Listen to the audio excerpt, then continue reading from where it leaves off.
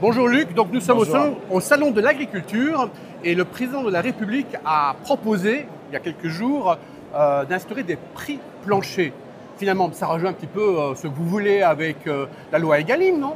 Nous, on veut beaucoup mieux qu'un prix plancher, parce qu'un prix plancher, ça pourrait vite devenir justement un prix maximum. Et c'est le risque. On a nos charges qui sont là quand même, et les charges, on ne peut pas les maîtriser comme ça. Donc, il y a surtout besoin aujourd'hui de prendre en compte les réels coûts de production. Donc, être mieux disant. On prend la totalité des charges, bien sûr les charges de production, le carburant, les semences, tout ce qu'il faut pour produire un litre de lait ou un kilo.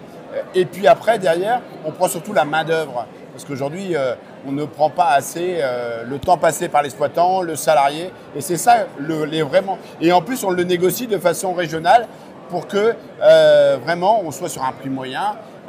Et ce coût, il ne doit pas être négociable. C'est-à-dire qu'on n'a plus le droit de vendre à perte par rapport à ces éléments-là. Et c'est bien mieux qu'un prix plancher sur lequel, un prix plancher français, européen, à un moment donné, on ne saurait plus quoi. Et alors là, au niveau européen, ça serait la catastrophe, puisqu'on n'a pas du tout les mêmes charges sociales, on n'a pas les mêmes. Voilà.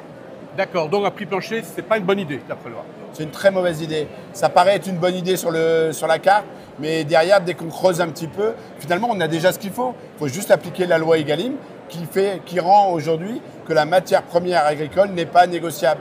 Donc il faut juste appliquer la loi et puis renforcer la marche en avant. C'est-à-dire qu'on n'aille pas négocier entre l'industrie agroalimentaire et la grande distribution tant que nous, nos organisations de producteurs ne se sont pas mis d'accord avec le premier metteur en marché. Par exemple, avec Lactalis, il faut d'abord que l'OP soit d'accord avec Lactalis avant que Lactalis aille négocier avec Leclerc, Carrefour.